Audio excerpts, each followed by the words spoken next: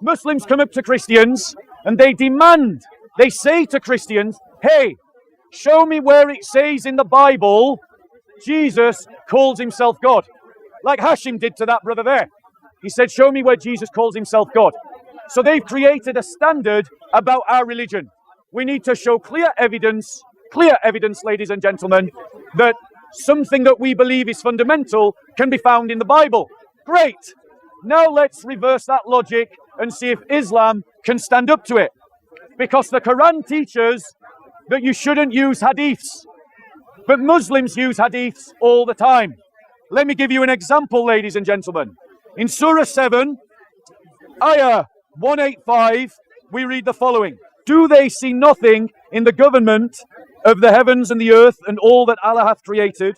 Do they not see that it may well be that their term is nigh, drawing to an end? In what message is the translation, but the Arabic that is translated as message is the word hadith. In what hadith after this will they then believe? So the Quran is throwing down a challenge to everyone. It's saying, what hadith will you believe in after the Quran? To which the Muslims reply, we believe in Sahih al-Muslim, Sahih al-Bukhari, Tirmidhi, and a whole bunch of other hadith collections. But the Quran is posing the challenge in a way that suggests that you do not use other hadiths. Let me answer your question. So why are Muslims using hadiths? Despite the fact that if you read the Quran, it suggests you shouldn't use hadiths. The reason why Muslims are using hadiths is because the Quran does not explain how to be a Muslim. Doesn't explain how to do salat. Doesn't explain how to do zakat. It doesn't explain what is the shahada. It doesn't explain how to perform the hajj. And so Muslims must use something else. But the Quran does not permit them to. So my challenge to Muslims is similar to your challenge to us. You say to us, show me one clear verse where Jesus says, I am God. Well, my challenge to you is show me one clear verse in the Quran where it says, use hadiths apart from the Quran. That's my challenge. Because let me show you why you shouldn't. If we go to Surah 31, Ayah 6, we read the following.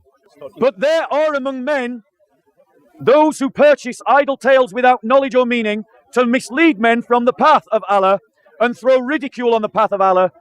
For such, there will be humiliating penalty.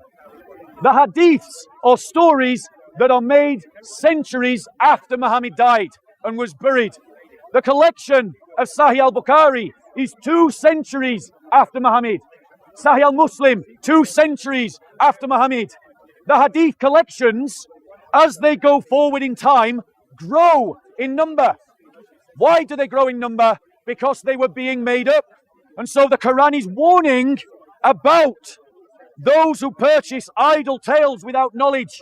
The Quran is saying that you shouldn't believe idle tales without knowledge. Muslims believe that their hadiths are secured because of isnad. And isnads are secured because of the biographies of the people in those isnads. But the problem with that logic, ladies and gentlemen, is if your isnads rely on later biographies, how do you know that the biographies themselves are true? What are the isnads to the biographies, ladies and gentlemen? Because all the biographies of the people in Sahih al-Bukhari's isnads were all written later than when they lived. So how do you know that those biographies are true? How do you know that those tales are reliable? Any questions before I go on? Let me give you another example. In Surah 39, Ayah 23, it says the following. Allah has revealed the most beautiful hadith in the form of a book consistent with itself. Now, the fact that we've shown so many contradictions in the Quran shows that the Quran is not consistent with itself. Yet repeating its teachings in various aspects, the skins of those who fear their Lord tremble. Thereafter then, their skins and their hearts to soften to the celebration of Allah's praise, such as the guidance of Allah He guides therewith whom he pleases, but such as Allah leaves to astray, none can guide. So the Quran is saying that the Quran is a hadith that Allah guides you with it. Does he say you need another hadith collection? No. He only mentions one hadith collection, and that's the Quran. So where, Muslims, is the verse in the Quran that says you can use other hadith apart from the Quran? Because you're supposed to affirm what Allah affirms and deny what Allah denies. It goes on. In Surah 45, Ayah 6, it says this: such are the signs of Allah which we rehearse to thee in truth. Then in what hadith will they believe after rejecting Allah and his signs?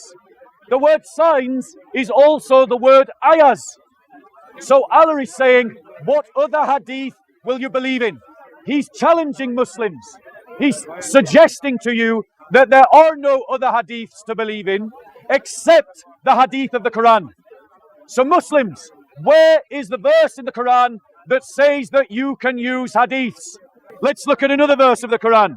Surah 77, Ayah 50. Then what hadith after that, i.e. the Quran, will they believe in? So again, it's throwing down this challenge. So it's saying to Muslims, after the hadith, which is the Quran, what other hadith will you believe in? But the reality is, you can come and listen, bro. If you want to come and debate, come and debate, come and debate, come and debate. You're just running, right? They can pull faces, but they can't answer questions. So in Surah 6:19, it says this: what thing is most weighty in evidence? Say, Allah is witness between me and you. This Quran hath been revealed to me by inspiration. Then I may warn you and all whom it reaches. Can ye possibly bear witness that besides Allah there is another God? Say, nay, I cannot bear witness. Say, but in truth he is one God. And I truly am innocent of your blasphemy of joining others with him. So the Quran is saying that it is the Quran that is the witness to Muhammad's teaching. There's no mention of hadiths in any of these verses that I am quoting. And Muslims are saying to Christians, show me where Jesus says I am God. Great. Muslims, show me where the Quran says use hadiths. Because the only thing that the Quran ever talks about is the Quran. It never mentions anything about hadiths, ever. Let me give you another one. Surah 50, 45. It says this: we know best what they say, and thou art not one to overawe them by force. So admonish them with the Quran, such as fear my warnings. So the Quran is saying use the Quran. It's not saying use hadiths. And yet Muslims use hadiths. Where is the verse in the Quran, Muslims, that say use hadiths? It isn't there. And my personal favorite is the last one, Surah 12, Ayah 111. There is in their stories instruction for men endued with understanding. It is not a tale invented, but a confirmation of what went before it, a detailed exposition of all things. That's the Quran describing the Quran. The Quran says that it is a detailed exposition of all things. Now let's be clear. Let's be fair to the Quran. If the Quran is a detailed exposition of all things, I'm not expecting Einstein's theory of relativity. No, that would be unfair. By an explanation of all things, I understand it to mean all religious matters concerning Allah. The Quran claims to be a detailed exposition of all things, but Muslims admit by their use of hadiths that the Quran is wrong, that it is inconsistent within itself because it claims something about itself that is not true. And there is not a single verse, not a single sentence in any part of the Quran that says that you can use hadiths. Not one, not anywhere, ever. And if I am wrong, I challenge Muslims to show me the verse in the same way that Muslims challenge Christians to say that Christians believe that, where does it say that Jesus is God?